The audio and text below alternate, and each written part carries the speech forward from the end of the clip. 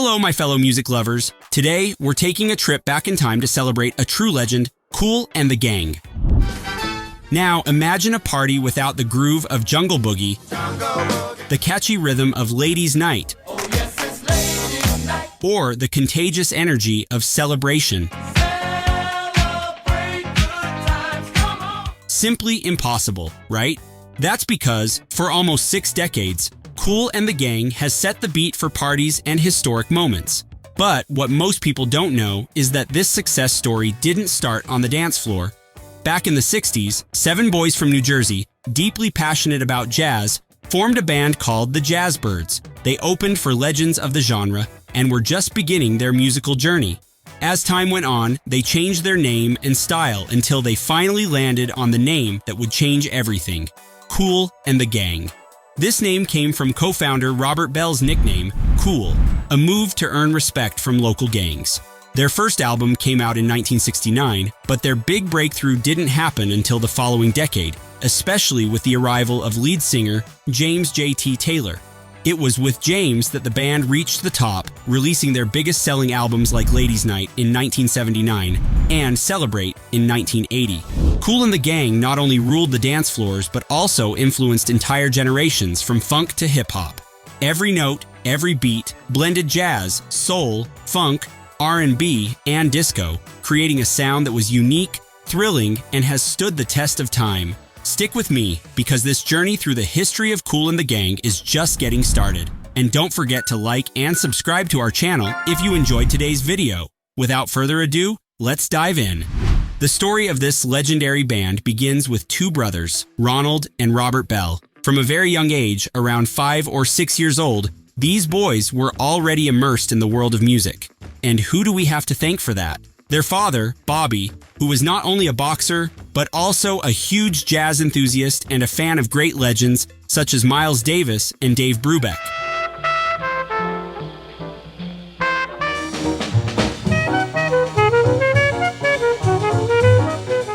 With such influences, it couldn't have been any other way. Music was already running through their veins from an early age. In 1960, the Bell family moved from Ohio to Jersey City, and that's where the magic really began. The city had a vibrant and diverse music scene, but life wasn't all about music. Family struggles led the brothers down a dangerous path. They got involved with a gang. But here, my friends, is where music once again showed its power. It rescued them, pulling them away from a life of violence. And then came the moment we've all been waiting for, the friendship that gave birth to the first version of Kool and the Gang.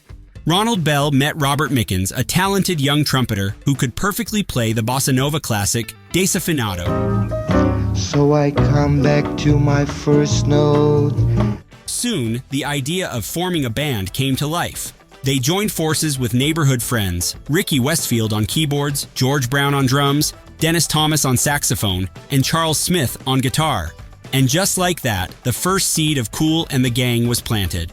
Ronald's brother, Robert, didn't yet know how to play the bass, but that didn't last long. Determined to be part of the band, he quickly learned and completed the group. By 1964, they were performing under the name the Jazzbirds, playing in some of the hottest clubs in New York and New Jersey. And guess who they shared the stage with? Big names like Pharoah Sanders and John Coltrane.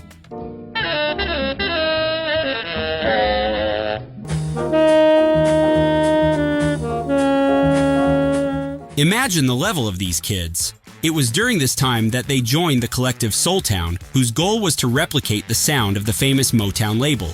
As part of this collective, the group mastered the entire Motown repertoire.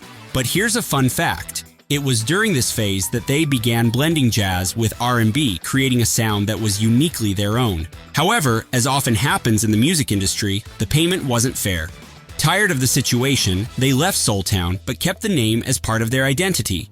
This was when fate took another turn. While playing in a club in Newark, the idea of changing the band's name to Kool and the Flames emerged, with Kool being Robert Bell's nickname. But to avoid confusion with James Brown's band, the Famous Flames, the name was changed to Kool and the Gang.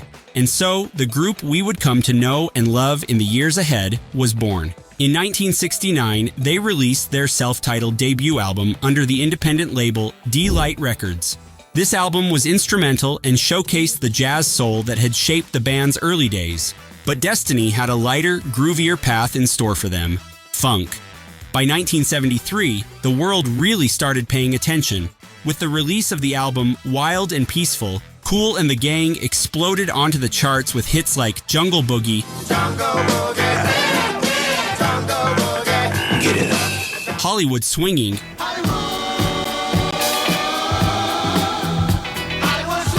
and Light of Worlds, which earned a Grammy nomination for Best R&B Instrumental Performance. And then came the legendary Summer Madness, which made its way into the soundtrack of the movie Rocky.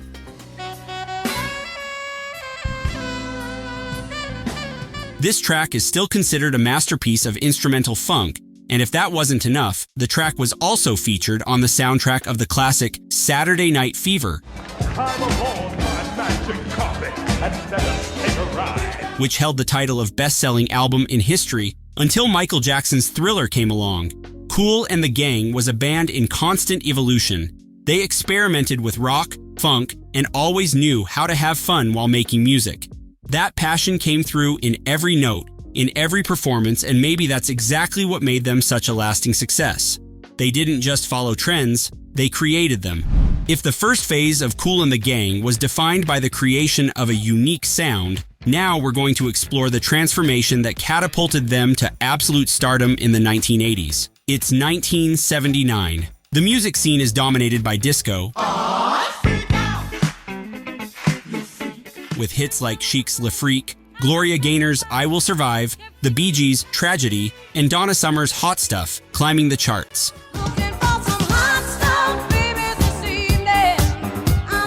And Kool and the Gang decided it was time to evolve. That's when their manager, Dick Griffey, founder of Solar Records, during a tour with the Jackson 5, suggested they needed a lead singer to take them to the next level.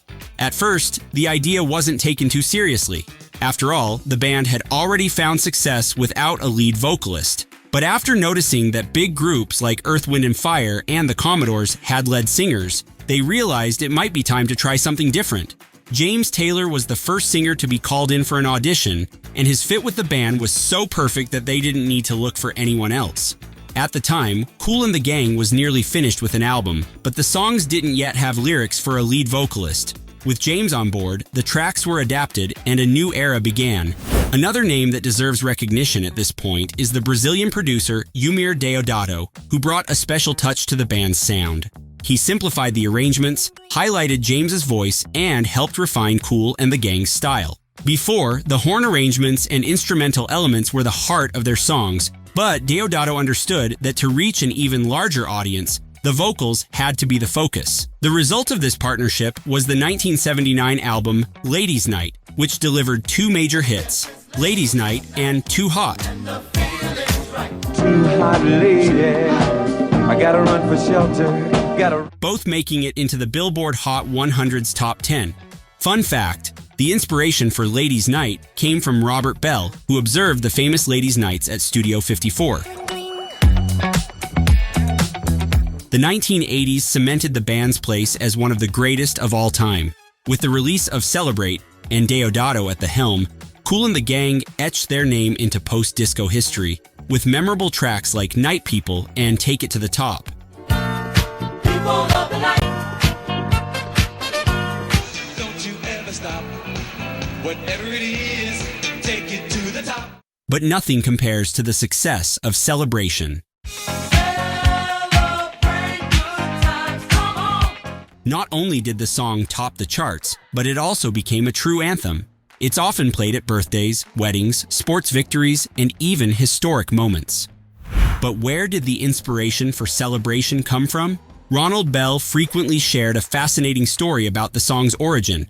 According to him, the idea came while he was reading a verse from the Quran, as he and his brother had converted to Islam in 1972. The passage that caught his attention described the moment when God gathered the angels to announce the creation of a new being. The angels, in reverence, said, "We don't know nothing, but we just celebrate and praise you, God."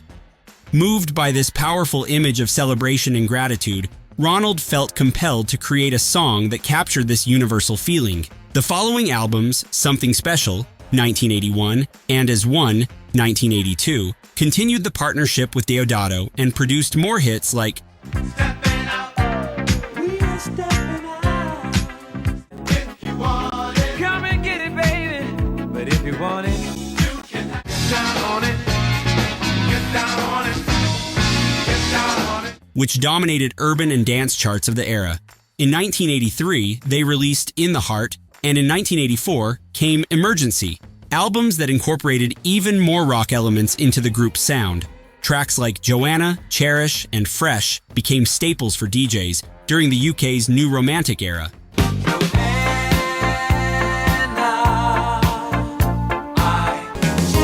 the love we have. We should. She's fresh, exciting. Cherish deserves special attention, not just for its iconic melody, but also for the story behind its creation. According to Robert Bell, during the recording of Emergency, the band was at a studio in the Caribbean. What was meant to be a simple break, with family present, turned into a profound and emotional experience. In this peaceful, family-filled environment, Ronald and James Taylor came together to write the lyrics to Cherish. The song was born to celebrate love, unity, and the value of being close to loved ones. In 1986, Kool and the Gang moved to Mercury Records and released the album Forever, featuring the hit Stone Love. But, as they say, every success story has its twists and turns. In 1987, the lead vocalist James Taylor left the band. Officially, the split was amicable, but later reports suggested that some members accused James of wanting too much credit for the group's success. In a 2014 interview, James explained that the split wasn't as smooth as it seemed. He said, "It's like arguing with your siblings when you suddenly turn your head and go, 'Why would you say that?' They claim I was never really part of the group, and I don't know why they'd say that, but I've tried to move on." Between 1989 and 1993, James released 3 solo albums and found moderate success in the US with songs like Sister Rosa and Long Hot Summer Night.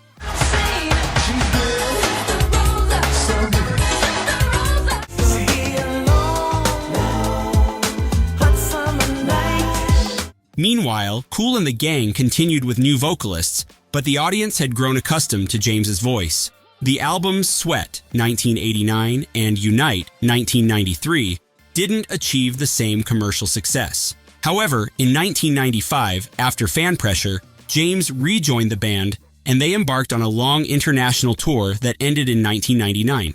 They also recorded the album State of Affairs in 1996, but its distribution was limited, marking the end of an era. Kool and the Gang, one of the world's greatest groove bands, continues to bring their infectious music to stages around the globe, performing more than 100 concerts a year, so many that Robert Bell has lost count. But in 2020, the band faced a devastating loss. Ronald Bell, Robert's brother, passed away at the age of 68, leaving a tremendous void. Less than a year later, the band suffered another heartbreaking loss. The saxophonist Dennis Thomas passed away in his sleep at the age of 70. "It's not been easy. We're trying to keep moving forward, but my brother and Dennis are key members over the years," Robert shared with Rolling Stone. Unfortunately, these weren't the only goodbyes over the years.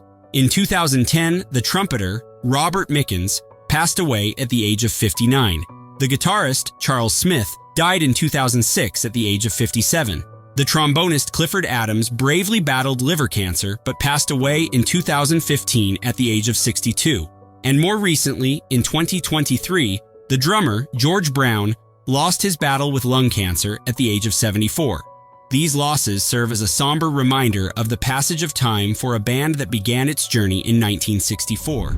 Still, Kool and the Gang pushes forward, bringing new faces to the stage. Some of the new members have been with me now for 25 years. New members can be old members too.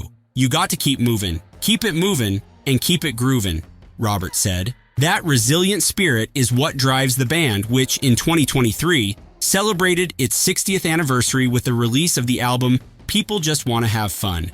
With 15 tracks, including the single Let's Party featuring Shasha Jones,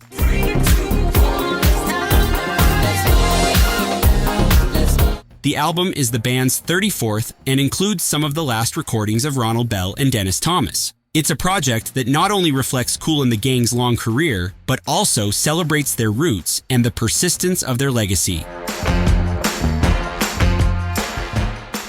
If you enjoyed this deep dive into the history of one of the most iconic bands in the world, don't forget to subscribe to the channel, give us a like, and hit the notification bell so you don't miss any of our upcoming videos. Share this video with others who love music and help keep the memory of Kool and the Gang and so many other music legends alive. Thank you for staying with us, and see you in the next video.